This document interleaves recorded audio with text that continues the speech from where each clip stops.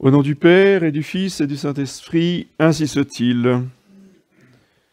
Mes bien chers frères, dans ces jours qui suivent l'Épiphanie, qui est la manifestation de la naissance du Messie au roi mage, donc au chef d'État, manifestation publique, d'adoration publique, officielle, cette fête de l'Épiphanie où notre Seigneur veut être reconnu roi par les rois. Ça s'appelle le Christ roi. C'est pas une invention du XXe siècle, du pape Pie XI qui, face au totalitarisme du XXe siècle, a voulu affirmer sa puissance temporelle. Voyez, ça, c'est des caricatures, des mensonges. C'est notre Seigneur, Jésus-Christ lui-même, dès les premiers jours de sa naissance, qui a voulu marquer sa domination sur tous les chefs d'État de la planète. Qu'on soit président de la République, qu'on soit roi, empereur, tout ce qu'on veut, tous les chefs d'État doivent venir se mettre à genoux devant notre Seigneur Jésus-Christ. Pour ensuite, eh bien, entraîner leur peuple par des lois, par des constitutions, par des règlements, par des jugements, au service de Jésus-Christ, roi d'amour. Donc ça, c'est, si vous voulez, le contexte de l'octave de l'Épiphanie. Et dans cette octave,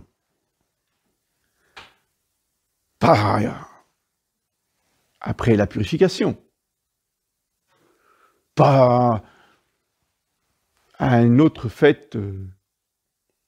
Non. Dans l'octave de l'Épiphanie, l'Église a voulu aussi magnifier et donner comme modèle la Sainte Famille.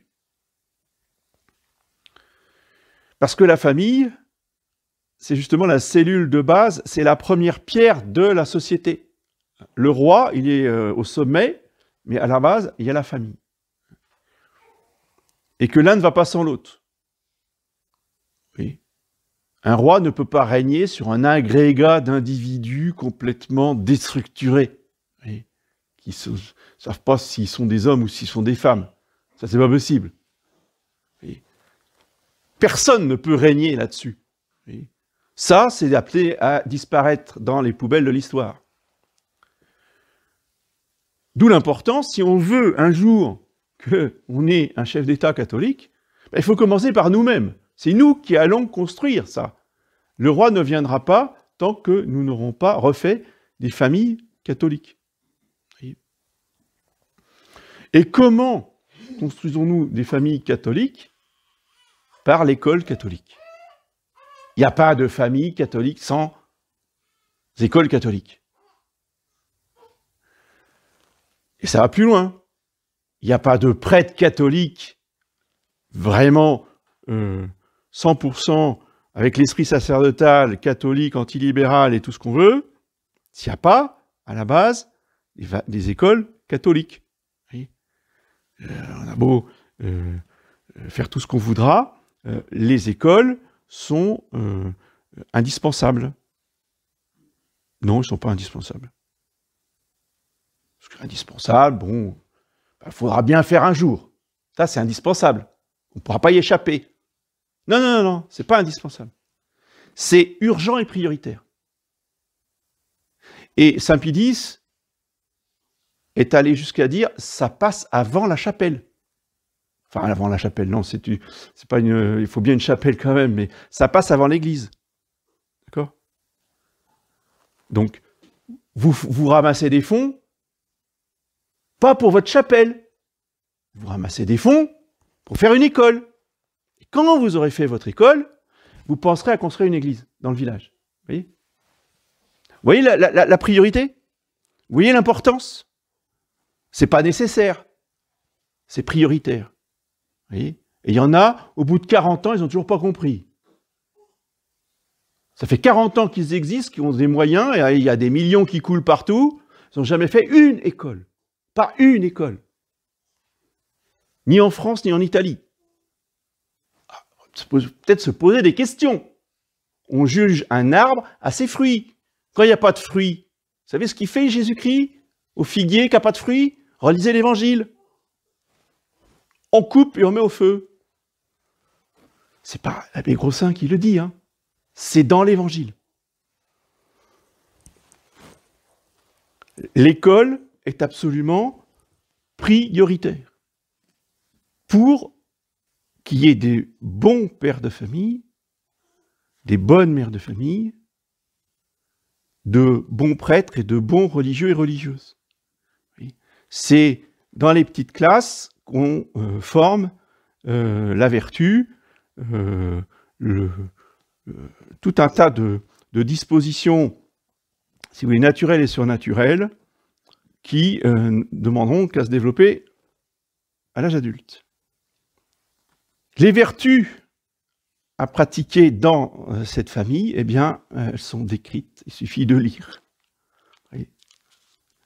C'est absolument magnifique, rien n'est oublié. Sur le plan des vertus, j'entends, évidemment, saint Paul ne parle pas de tout, mais sur le plan surnaturel, tout y est, hein, dans l'épître de la messe d'aujourd'hui. Déjà pour les parents, vous voyez, de se revêtir d'entrailles de miséricorde, de bonté, d'humilité, de modestie, de patience. Et ça, il faut le rappeler et le pratiquer pour en montrer l'exemple. Alors, ça ne sera jamais parfait, évidemment, nous sommes tous de pauvres pécheurs. Mais nous avons, surtout pour les jeunes, un avantage. On a beaucoup de désavantages. Beaucoup, oui. Mais on a aussi des avantages par rapport à nos parents et grands-parents. Nous, on n'a jamais connu la guerre. Donc, nous sommes des êtres humains normaux qui fonctionnons normalement. Parce que la guerre, ça a détruit nos ancêtres. Ah, ils pouvaient se réciter le chapelet tous les jours, mais quand vous êtes psychologiquement complètement cassé, parce que les gueules cassées, c'est pas que les visages. Oui, il y avait les visages qui ont été détruits par les obus. Ça, c'était extérieur. Mais les gueules cassées à l'intérieur, je peux en parler, puisque mon grand-père a fait 4 ans dans les tranchées, il est revenu entier. Il était blessé, mais il est entier. Donc extérieurement, il n'y a rien. Mais psychologiquement, complètement traumatisé, ravagé. Ouais. À tel point qu'effectivement, il n'a jamais parlé, jamais de tout les horreurs qu'il a vécues dans les tranchées. C'est normal. Je veux dire, cet homme-là, il a gardé ça toute sa vie, jusqu'à la mort. Il en rêve la nuit. Il en faisait des cauchemars. Il faut vivre avec ça. Et ces gens-là, ils étaient incapables de prendre leurs enfants dans leurs bras. Non. Témoignage, c'est du vécu, ce que je vous dis là. Et après, dans les écoles, on avait des religieux, des religieuses, des prêtres, qui étaient pareils, voire pire.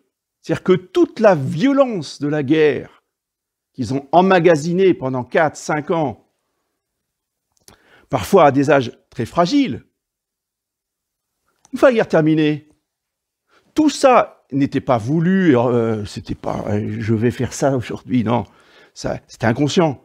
Mais toute la violence de ces guerres mondiales sont retombées sur les enfants. Et vas-y que je te cogne avec des règles en fer, et qu'on est intraitable, et qu'on marche à la punition, à la schlag, parce que, bon, bah, il y avait les Allemands, il y avait les bons, il y avait les morts, ma tante m'a raconté, bon, à 17-18 ans, s'est retrouvée sous les bombardements à Nantes, ça a été le traumatisme de sa vie. Parce que non seulement vous avez les bombes qui vous tombent sur la tête, mais en plus vous avez le spectacle des cadavres qui jonchent le sol. Et c'est pas beau à voir. Quand vous êtes une jeune fille de 17 ans, vous portez ça toute votre vie. Et cette tante-là, elle a été d'une dureté avec ses enfants, mais absolument hallucinante.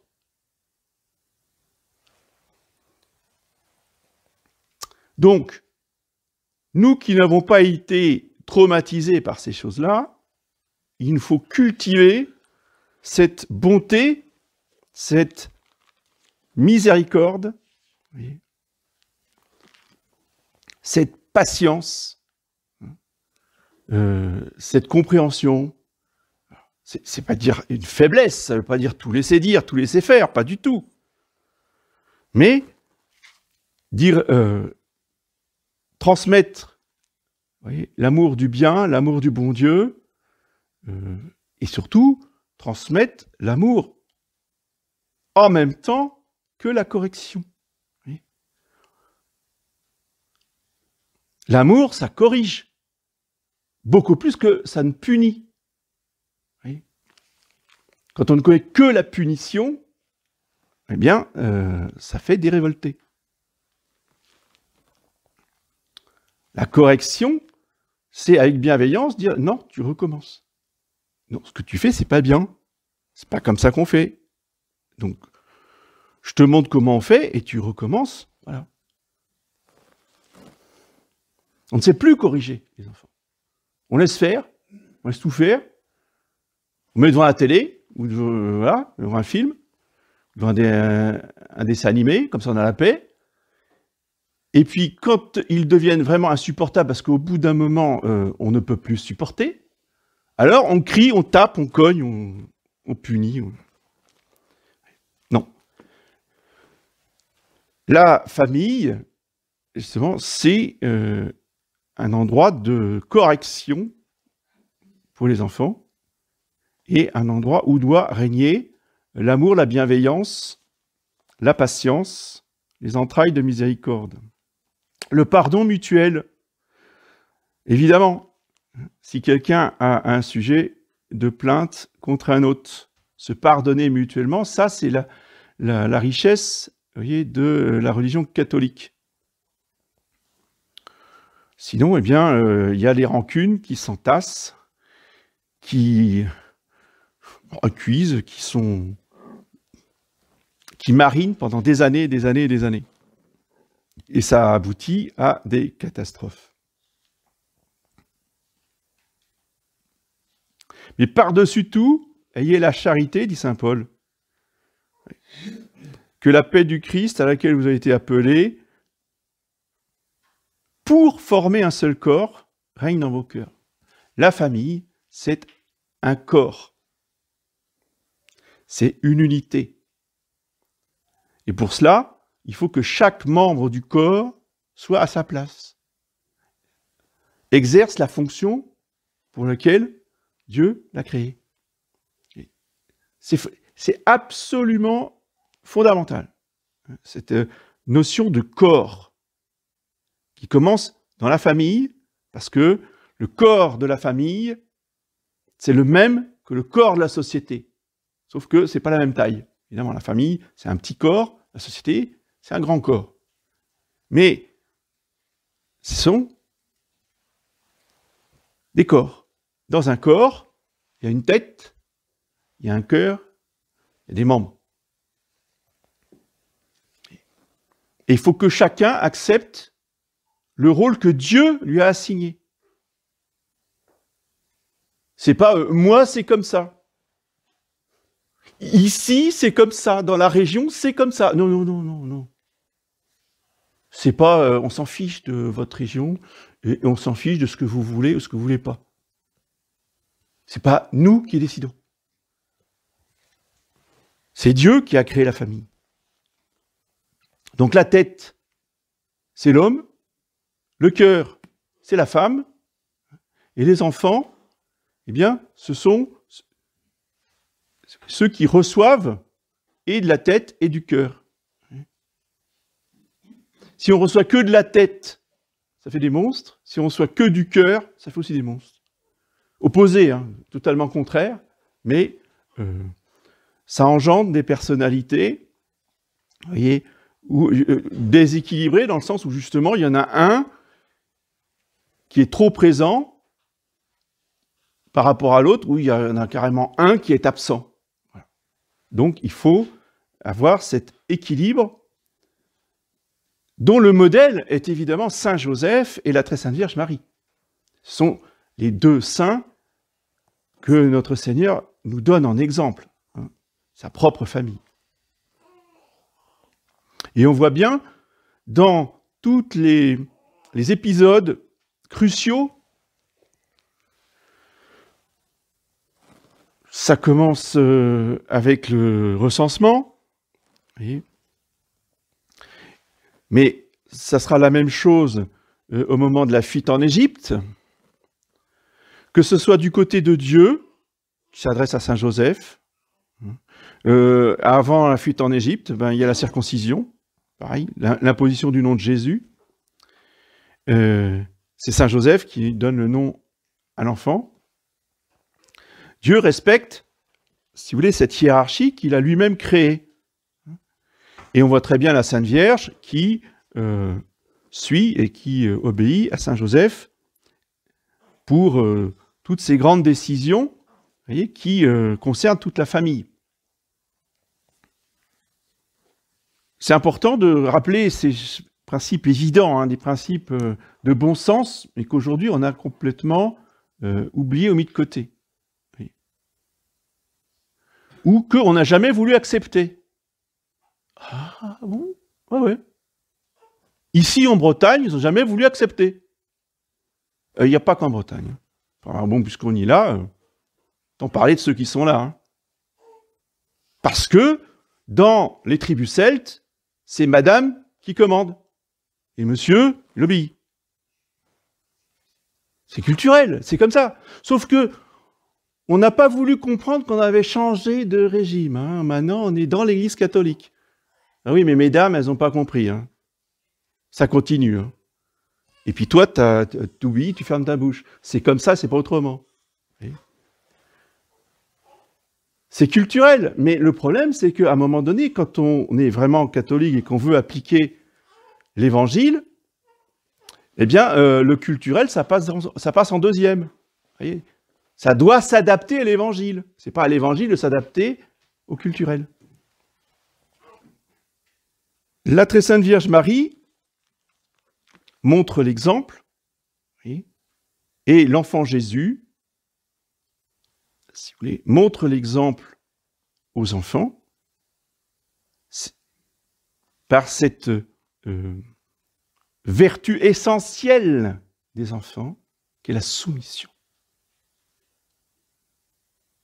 Il descendit avec eux et vint à Nazareth, et il leur était soumis.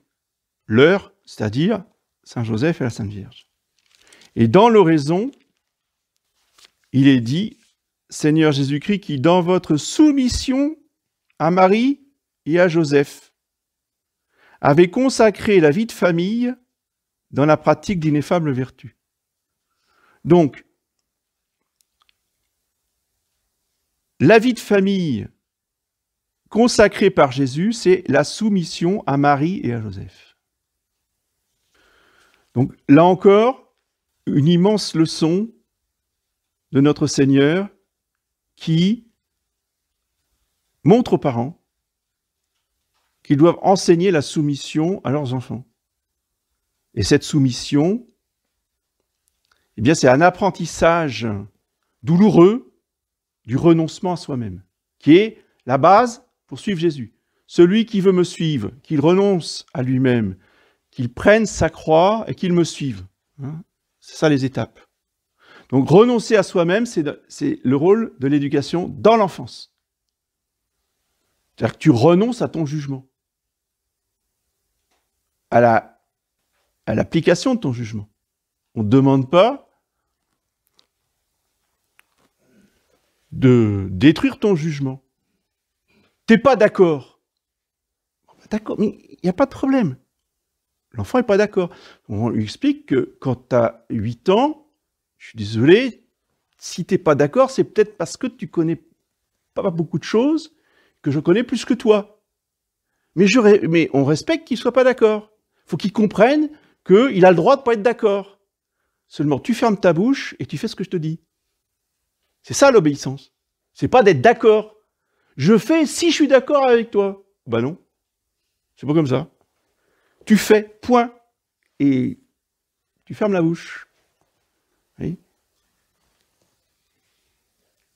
Parce que le problème, c'est que si vous... Enfin, on va pas ici, mais je veux dire, si on fait le contraire, si des gens font le contraire, et nos contemporains font exactement l'opposé, l'enfant doit faire ce qu'il pense être bien, il faut laisser totale liberté à l'enfant. Vous voyez, ce qu'on appelle l'enfant roi, c'est 68. Vous voyez, ça donne les sauvages, des gens qui sont complètement narcissiques, égoïstes, violents, vous voyez, chacun avec son téléphone et qui parle très fort dans des lieux publics, par exemple. À l'école, c'est ingérable, parce que tout le monde parle. Et si on impose le silence, mais je suis désolé, pourquoi vous m'imposez le silence, etc., etc. Vous voyez, on en fait des gens totalement ingérables, incontrôlables, incapables de vivre en société. C'est pas une question de policiers. Il y a 100 fois trop de policiers en France. Parce que vous pouvez multiplier par 10 le nombre de policiers. Ça ne changera strictement rien au problème. Vous savez, dans l'Ancien Régime, il y avait très peu de police. Et ça fonctionnait. Hein. À tel point que Saint-Louis part en croisade, il n'y a pas de révolution, hein. Il n'y a pas de manifestation. Hein. Personne ne bouge. Parce que le peuple avait été éduqué à pratiquer la vertu. Mais croyez pas que dans l'Ancien Régime, c'était tout le temps comme ça, c'était automatique, parce que c'était un roi catholique, donc il n'y avait pas de problème. Sous d'autres rois, je peux vous dire, ils pouvaient même rester en France. Hein. Il y avait les jacqueries, il y avait la fronde, il y avait tout un tas de choses. Donc, c'est pas automatique. Mais à partir du moment où on enseigne et on montre la vertu, ça engendre la paix, l'ordre, la douceur de vivre. Voilà, c'est l'expression que je cherchais, qui a été consacrée du temps de Saint-Louis. Hein. On louait la France pour sa douceur de vivre. Mais la douceur de vivre n'est que le fruit de la soumission des enfants, de l'obéissance des enfants, de la pratique des vertus des parents. Et alors, ça donne une société où il fait bon vivre. Et enfin, l'épître se termine par quelque chose, par un conseil très judicieux et très efficace. Que la parole du Christ habite en vous en toute sagesse. Instruisez-vous, enseignement de la doctrine, et discussion doctrinale en famille, comme ça que les choses, si vous voulez, sont transmises. Pas seulement la doctrine, hein, pas simplement le catéchisme. Transmettre comment on se tient à l'église. Quand est-ce qu'on se met debout? Quand est-ce qu'on se met à genoux? Ça doit être transmis aux enfants. Quand est-ce qu'on jeûne? Quand est-ce qu'on fait ceci? Quand est-ce qu'on fait cela? Vous voyez, des choses pratiques que le prêtre n'a pas forcément le temps de dire, surtout en ce moment. Dans les circonstances actuelles, vous voyez, faudrait faire des cours communs pour vous enseigner quand est-ce qu'on se met à genoux, quand est-ce qu'on se met debout, etc. On ne peut pas tout faire, mais quand c'est transmis dès l'enfance, vous voyez, ben c'est beaucoup plus facile, et c'est le rôle justement de la famille de transmettre ces choses-là. La prière, évidemment, prier en famille, il faut que les parents, surtout le père, donnent l'exemple de se mettre à genoux pour dire le chapelet. Il n'y a pas besoin de faire des sermons, il n'y a pas besoin de se mettre en colère ou quoi que ce soit. Le fait que mon père se met à genoux pour prier. Qu'ils bénissent les enfants le soir, après la prière. Éventuellement, qu'ils servent la messe quand il va à la messe, qu'ils n'hésitent pas à servir la messe, par exemple. C'est très puissant pour l'âme des enfants. Et donc, que papa m'apprenne à servir la messe. Pour les garçons, apprendre à servir la messe par le père, c'est vraiment le top niveau de la transmission. Ça. Chantant à Dieu sous l'action de la grâce. Surtout aujourd'hui. On devrait faire des répétitions de chants. Le problème, c'est que on n'a pas le temps et vous venez juste pour la messe. Donc on prend des chants, on prend des cantiques. Puis c'est toujours les mêmes, parce que sinon, si on en prend un nouveau, il n'y a que moi qui chante. Ça ne sera pas terrible. Vous voyez ce problème? Donc, apprendre aux enfants à la maison, vous voyez, les cantiques en français d'abord, les plus faciles pour les petits, puis petit à petit, on apprend des cantiques en latin. Les plus courants, le Tantum Ergo, le Salve Regina, des choses comme ça. Comme ça, les enfants peuvent participer au moins aux chants les plus basiques, les plus simples. Bon, après, s'il y en a qui veulent chanter la polyphonie à Noël, ils sont les bienvenus. Mais ça, c'est pas donné à tout le monde. Par contre, les cantiques de base, vous voyez, voilà.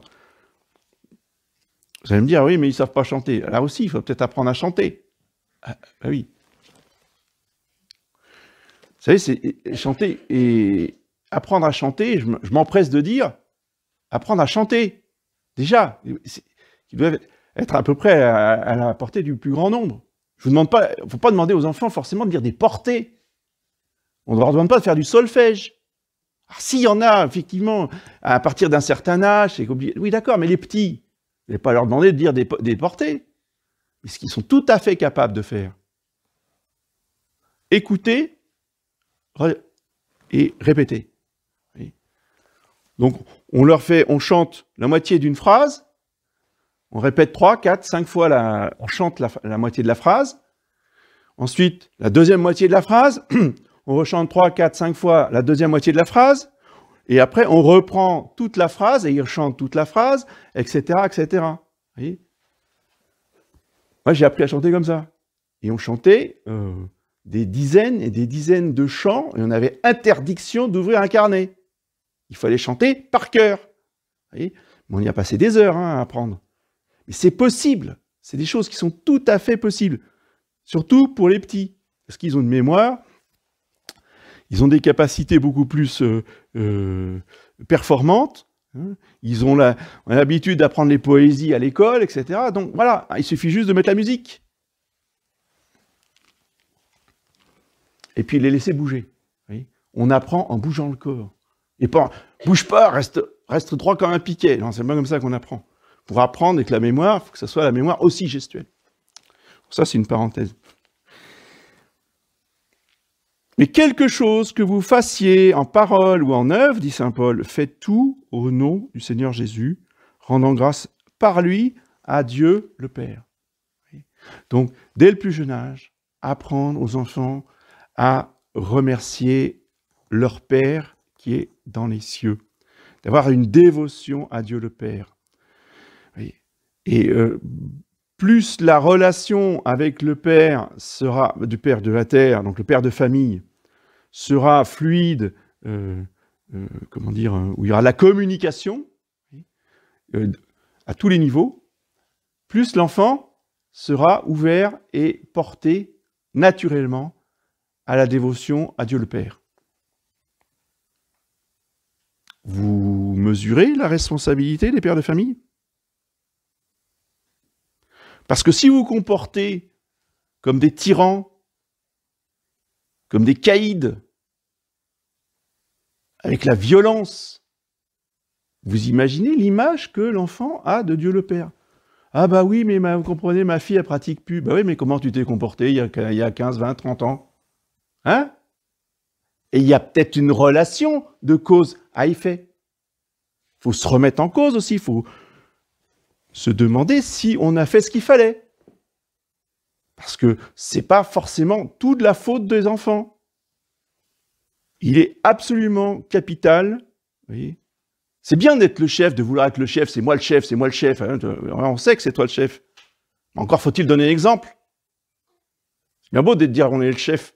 Mais si on est un scandale pour les enfants, pas la peine de pleurer après pour dire ah mais mes enfants ils sont épouvantables. Ah oui, mais pourquoi? Oui.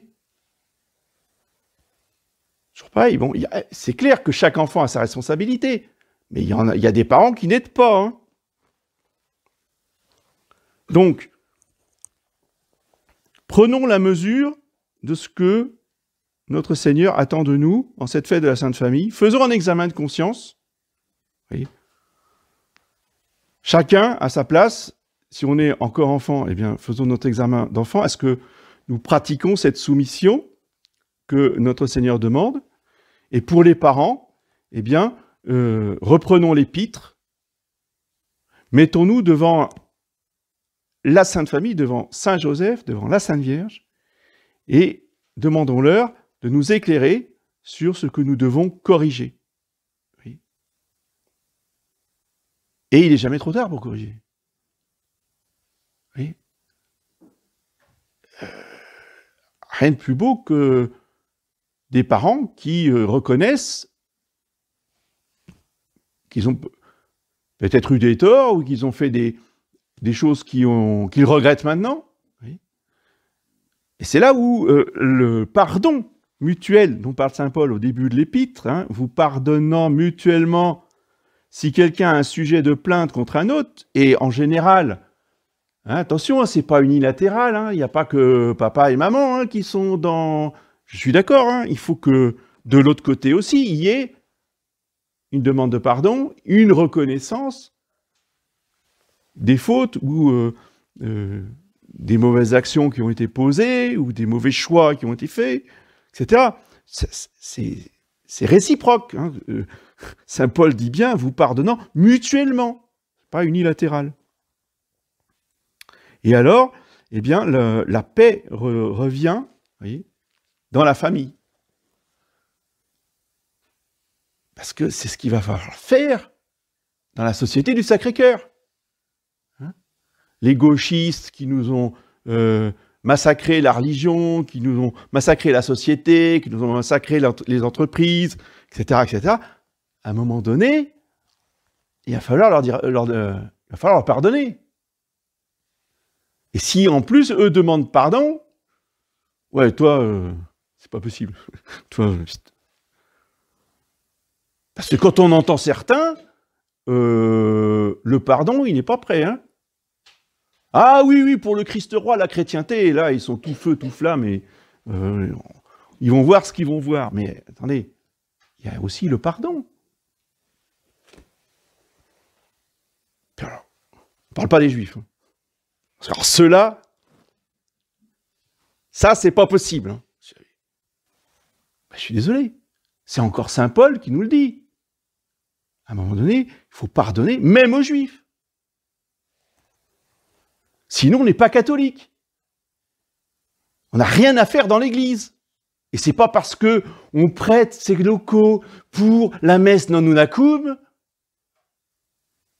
qu'on est dispensé de pardonner aux Juifs. Au lieu de tweeter tous ces cochons-là, et puis après, ah, il y a des procès. Imbécile. Puis après, il vient me faire la leçon. Il va me faire des sermons. Que je suis quelqu'un d'épouvantable, que je suis nul, que je suis idiot, que... Mais attendez. Ça va, oui. C'est bien, je dis ça parce qu'il va m'écouter. Le message pour lui, c'est pas pour vous. Mais ça suffit de ces gens-là. Parce que demain, ça va poser de graves problèmes. Aujourd'hui, on s'en fiche. On dit, oui, bon, c'est un tel, il est à Paris. Bon. Non, mais demain, ça va être des graves problèmes, je vous le dis. Ça va être des procès. Et qu'est-ce qu'on fait avec ces gens-là? Ils ont raison, ils n'ont pas raison. On les condamne ou on les condamne pas? Moi, je suis désolé, au nom de la justice, de la vertu de justice, ce monsieur-là, il faut le condamner. Alors, attention, hein, on ne dit pas de le condamner à des peines de prison, etc. Mais une amende, ça ne peut lui faire que du bien. En temps de chrétienté, j'entends, hein, bien sûr. Au tribunal royal, il échappe pas, le gars. Hein. Faut pas nous la faire. Ah, mais pas d'ennemis à droite. On a été formaté hein, depuis 60 ans par ce libéral épouvantable qui nous a détruit, qui nous a déformé les intelligences, qui s'appelle Jean Madiran. Il faut nommer les gens. Jean Madiran. Hein, qui a pourri notre milieu. Pas d'ennemis à droite. Donc tous les nazis, tous les fous furieux, mais vous êtes à droite, donc c'est bien, on vous défend. Hein. Et ça continue, ça. Toutes les droites, tous les talents. Voyez ? Non, je suis désolé. Les talents des néo-païens, les talents des néo-nazis, on n'en veut pas. Bref, vous avez compris. L'important, c'est de revenir toujours à notre Seigneur Jésus-Christ, à l'Évangile, à la Sainte Famille. Ils sont nos modèles et nous devons tout faire pour les imiter parce que toute l'histoire de l'Église et toute l'histoire de la chrétienté, c'est des efforts plus ou moins grands, plus ou moins réussis des hommes à appliquer cet Évangile de notre Seigneur, ces épîtres, ce Nouveau Testament, de faire tous les efforts pour l'appliquer le mieux possible. Ça ne sera jamais parfait, ça n'a jamais été parfait. Mais au moins, cela a eu des belles réussites. Et c'est sur ces principes qui ont fait éclore ces magnifiques réussites que nous devons reconstruire nos familles. Ne vous occupez pas de la société. Hein. On ne parle pas de société. On parle de la famille. Juste papa, maman, les enfants. Déjà. Reconstruire sur les bons principes hein, et de manière vertueuse et conforme à l'ordre que Dieu a créé. Au nom du Père et du Fils.